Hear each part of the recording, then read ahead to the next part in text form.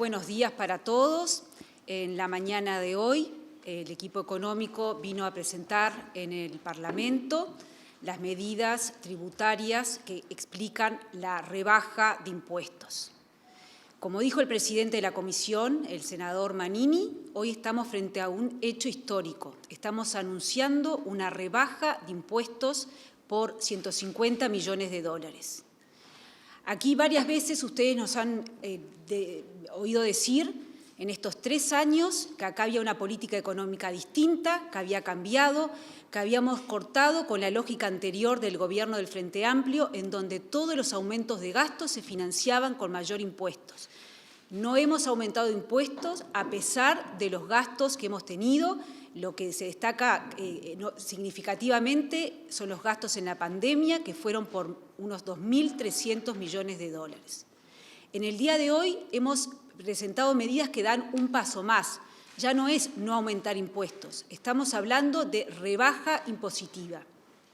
Particularmente, hoy presentamos el proyecto de ley en donde se habla de una rebaja en el IRPF que pagan los trabajadores, los contribuyentes de IRPF. El impacto mayor es para quienes tienen ingresos mensuales más bajos. Además, se agregan beneficios para quienes tengan hijos y algunas otras deducciones adicionales. Y también el proyecto de ley tiene una reducción en lo que es el pago del impuesto que pagan pensionistas y jubilados. Además, hay una condonación de deuda para los monotributistas en este proyecto de ley. Pero también compartíamos medidas que tienen que ver, que son hechas a través de decretos y que tienen que ver con el apoyo a las micro y pequeñas empresas. Recalcábamos en la mañana de hoy que era muy importante entender por qué podemos dar esta rebaja de impuestos y en esta magnitud, en 150 millones de dólares. Llegamos a esta situación luego de 3 años de un manejo muy responsable y cuidadoso de la plata de todos los contribuyentes. Estamos dentro de los lineamientos que nos da la llamada regla fiscal, que nos permitió manejar los recursos públicos de una manera muy ordenada estos 3 años y hoy nos permite esta rebaja. Y estos lineamientos también continúan para adelante. Este manejo prudente de los recursos públicos también continúa para adelante. Está previsto en nuestras proyecciones fiscales que se continúe trabajando con este orden en las finanzas públicas. El impacto de las medidas que presentamos hoy alcanza, en lo que tiene que ver con el IRPF, a unos 327.000 trabajadores, de los cuales resaltábamos en la mañana de hoy que más de 200.000 tienen un beneficio muy significativo. Reitero, nos referimos a aquellos trabajadores, a las maestras, a los policías, a aquellas personas que tienen ingresos mensuales menores a 60.500 pesos. En lo que tiene que ver con el IAS, y dejan de ser contribuyentes del IRPF unos 63.000 trabajadores. En lo que tiene que ver con el IAS, la medida alcanza a todos los jubilados y pensionistas, que de acuerdo a los últimos datos disponibles, la campaña del 2020 son unos 179.000 personas, y dejan de ser contribuyentes del IAS unas 20.000 personas. Finalmente, antes de abrir espacio a las preguntas, comentarles la oportunidad, o sea, cuándo empieza esto a sentirse en el bolsillo de los uruguayos, porque en definitiva todas estas medidas lo que buscan es que haya más dinero en el bolsillo de las personas, de los uruguayos. Bueno, cuanto antes se vote la medida, antes se va a ver el impacto, porque si bien la medida es para todo el 23, ya lo que tiene que ver con los anticipos del IRPF ya disminuirían, ya bajarían de forma inmediata. Por eso insistimos y le pedimos que se trate en el Parlamento lo antes posible para que este impacto llegue a las personas lo antes posible y vean estos beneficios. Quedamos entonces abiertos a las preguntas. Ministra, aquí de Canal 5 Noticias estamos en vivo y la pregunta es, a lo que usted hablaba recién, ¿cuándo efectivamente se trasladaría por el sector empleador que baja lo que es lo que se retiene en esa mesa a los trabajadores? Le voy a pedir exactamente lo que decía, que eso va a depender de cuándo queda votada la ley, por eso insistimos que cuanto antes mejor. Le voy a pedir a la contadora Biestro, que es la directora de asesoría tributaria, que explique exactamente, porque hay que diferenciar si los contribuyentes presentan o no declaración jurada. Como bien decía la señora ministro, efectivamente, cuanto antes se apruebe este proyecto de ley, los trabajadores y los pasivos van a ver reflejados en sus bolsillos este alivio tributario. Tanto el IRPF como el IAS son impuestos de carácter anual, donde el impuesto se configura al 31 de diciembre de cada año. Entonces, una vez que la ley entre en vigencia, tanto los trabajadores como los pasivos van a ver ese alivio tributario que en caso de no pagar van a dejar de anticipar o de pagar el impuesto, ya sea el IRPF o el IAS. ¿Qué pasa con los anticipos o los pagos que ya se hicieron hasta la entrada en vigencia de la ley? En ese caso va a depender, en el caso del IRPF, de si el trabajador presenta o no presenta declaración jurada. Si no presenta declaración jurada, el empleador en diciembre, como tiene obligación todos los diciembres de hacer el ajuste anual, ahí el Estado le devolverá al trabajador a través del empleador lo que se le retuvo de más. En el caso de los contribuyentes que presentan declaración jurada, cuando presenten la declaración jurada del 2023, esos meses que se le retuvo de más o que pagó de más, en junio, julio, cuando presente la declaración jurada, bueno, tendrá un crédito correspondiente a ese pago que tenía. Los empleadores obviamente van a tener que hacer alguna adecuación en su sistema de liquidación de haberes, que lo vamos a tener en cuenta cuando se haga la reglamentación correspondiente. Pero lo que queremos es que esta ley se apruebe lo antes posible para que los trabajadores y los pasivos puedan ver a la brevedad posible el alivio tributario en sus bolsillos.